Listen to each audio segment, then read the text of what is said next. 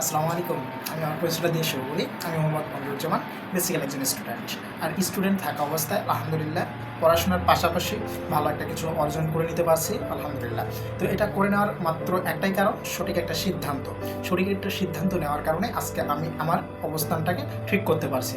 তো এখনও কিন্তু অনেক মানুষ হীনমন্যতায় ভোগে, যেমন তারা সিদ্ধান্ত নিতে খুবই কৃপণতা করে। এই যে সিদ্ধান্ত না নিয়ে তারা তাদের যে সময়টা কত দূর চলে যাচ্ছে এটা কিন্তু তারা কখনোই ভাবে দেখে না। তো দিন শেষে রাত যখন হয়, রাতে গভীরে তারা কিন্তু ওইটা বিষয়টা উপলব্ধি করতে পারে। যেমন আমি প্রথমত করছিলাম, তো এগুলো করার পরে কিন্তু আমি বিষয়গুলো উপস্থাপন করছি। তো আমি যেটা ভয় না বললেই না, আসলে সিদ্ধান্ত জিনিসটা এমন, হ্যাঁ, আপনি যদি সিদ্ধান্ত নিতে তৎক্ষণাৎ একটা সিদ্ধান্ত না নিতে পারেন, তাহলে আপনার জীবনে অনেক বড় একটা ভয়ঙ্কর কিছু হতে যাবে, এটা নিশ্চিতভাবে থাকেন আপনি। কারণ দেখেন, আজকে যদি আমি বলি যে পানি খাবেন, হে যদি এবার বলে যে খাবো না, এই একসময় কিন্তু ও কিন্তু ভিতরটা কেমন কেমন করবে, যে মানে পানি শূন্যতা একটা থাকবেই। কিন্তু ওই সুযোগটা না পাওয়ার পরও যদি আপনি না নেন, তাহলে কিন্তু ওই বিষয়টা কী হবে, আপনার বিষয়ের রিয়াকশনটা অটোমেটিক চলে আসবে। তো হয়তো এই রিয়াকশনটা আপনার রাতের ভিতরেই আসবে। তো ঘুমের আগে কিন্তু এই বিষয়টা তাড়াতাড়ি চলে আসে। আর যে বিষয়টি না বললেই না ভাই, আজকে আমাদের বাংলাদেশে এমন একটা প্রেক্ষাপট তৈরি হয়েছে, আমাদের প্রত্যেকটা সেক্টরে, বিশেষ করে কর্মসংস্থানের সুযোগটা এত পরিমাণ কম।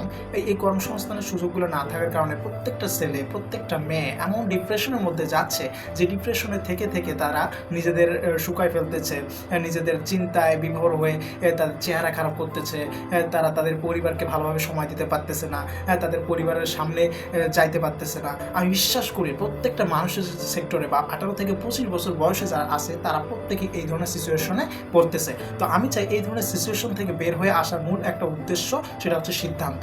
এই সিদ্ধান্তটা যদি আপনি না নিতে পারেন, তাহলে কোনোভাবেই কিন্তু আপনি কোনো ভালো কিছু করতে পারবেন না। তো এই সিদ্ধান্ত জিনিসটা এমন ভাই, দেখেন, কাউকে না কাউকে আপনাকে বিশ্বাস করতেই হবে, রাইট? এই যে বিশ্বাসটা যদি না করে, তাহলে কিন্তু আপনি নতুন কিছু সন্ধান পাবেন না। তো বিশ্বাসের জায়গাটা থেকে আপনি আপনার সিদ্ধান্তটা নিতেই হবে। হ্যাঁ, যদি আমি বলি যে ঢাকা, অনেক মানুষ কিন্তু পরামর্শ দেওয়ার জন্য ভাই বসে আছে। হ্যাঁ, তো দিন শেষে আমি যেটা বলবো, যদি আমি বলি ঢাকা যাবেন, তো অনেক মানুষ কিন্তু বলবে, কেউ বলবে রিক্সায় যাও, কেউ বলছে ভ্যানে যাও, কেউ বলছে এরোপ্লেনে যাও, কেউ বলবে স্টিমারে যাও। এক একজন এক এক কিন্তু পরামর্শ দিবে। কিন্তু ওই সময় যদি আপনার সিস্টেম, আপনি নিজের বিবেক দিয়ে বুদ্ধি না করেন, বিবেচনা না করেন যে আসলে আমাদের যাওয়াটা কোথায় দরকার, তো প্রথমত আপনার চিন্তা আসবে কি, আমি প্লেনে যাব। তো প্লেন যদি না হয়, তাহলে কিসে যাবেন? আপনি অবশ্যই বাসে যেতে হবে। বাস যদি না হয়, তাহলে কিসে যাবেন? অবশ্যই আপনার সিএনজিতে যেতে হবে। তো দিন শেষে কিন্তু পথ আপনার আসেই, কিন্তু আপনি যদি একটা সিদ্ধান্ত না নিতে পারেন যে আমি কোন সময় কেমনভাবে যাব, এইটা সিদ্ধান্ত না নেওয়ার কারণে কিন্তু আপনি পিছিয়ে থাকবেন। আজকে দেখেন, অসংখ্য ফ্রেন্ড সার্কেলরা যদি বলতে যাই, আজকে আপনার ফ্রেন্ড সার্কেল অনেক ভালো ভালো অবস্থানে চলে যাচ্ছে। তো যাওয়ার কারণটা কি? তারা ওই সময়ে সিদ্ধান্তটা নিতে পারছে। হ্যাঁ, এই সিদ্ধান্তগুলো নেওয়ার কারণে সেই ব্যক্তিটা আজকে ভালো একটা অবস্থানে তৈরি হতে পারছে।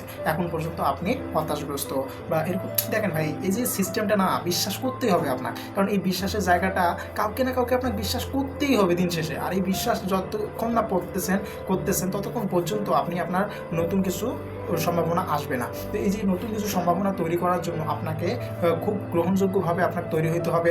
বিশ্বাসের জায়গাটা থেকে আপনার পাড়ি দিতে হবে। কারণ নবী করিম সাল্লাল্লাহু আলাইহি সাল্লাম সবসময় কী করছিলেন, তারা কেউ বিশ্বাস করুক বা না করুক, তিনি বলেই গেছেন, রাইট? তো এই যে বলার কারণে অনেক মানুষ কিন্তু যারা আসে, তারা কিন্তু হিদায়াতের পথে আসছে, আর যারা আসে না, তারা কি কাফেরের দিকে চলে গেছে।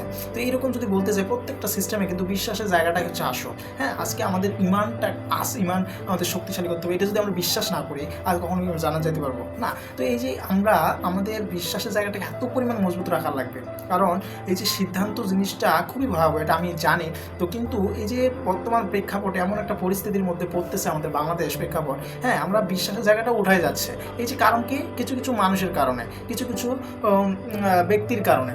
ব্যক্তির কারণে একটা প্রতিষ্ঠানটাকেও নর্মাল বানাই ফেলতে পারে। এই যে এই ভালো ভালো মানুষগুলা না, এই অনেক মানুষ আবার বলে যে বড়লোক হওয়া যাবে না। ভাই দেখেন, আজকে যারা বড়লোক আছে না, তারা কিন্তু সবাই অনেকেই খারাপ মানুষ। কিন্তু আমি চাই এই যে বড়লোকের কাতার প্রত্যেকটা ভালো মানুষ আসুক, তো তাহলে দেখবেন কত সুন্দরভাবে সিস্টেমটা চালু হয়। এই সিস্টেমগুলো চালু না হওয়ার কারণে আজকে ভালো মানুষের এত অভাব। তো আশা করি আপনারা প্রত্যেকে যা সিদ্ধান্ত নিতে পারবেন, যে সিদ্ধান্তের কারণে আপনি আপনার জীবনটাকে উপস্থাপন করতে পারবেন অসংখ্য মানুষের কাছে, অগণিত মানুষের কাছে ভালো হয়ে থাকার একটা অপশন তৈরি করে নিতে পারবেন, শুধুমাত্র একটা সিদ্ধান্ত নেওয়ার কারণে। তো আশা করি ভালো একটা সিদ্ধান্ত নিয়ে আপনি আপনার পথ চলা শুরু করবেন। আর এই এক্সপিরিয়েন্স 18 থেকে 25 বছর বয়সটা না এক্সপিরিয়েন্সের বয়স। এই সময়টাকে আপনি যত ধরনের অভিজ্ঞতা অর্জন করবেন, এটা কিন্তু আপনার 22 বছর পর ওইটা ইফেক্ট করবে। তো এই জন্য আমি চাই এই যে বয়সটাকে কাজে লাগিয়ে আপনি ভালো অভিজ্ঞতা অর্জন করেন, যে যেখানে চায় সে সেখানে যান, আপনার অভিজ্ঞতা অর্জন করেন, নেন।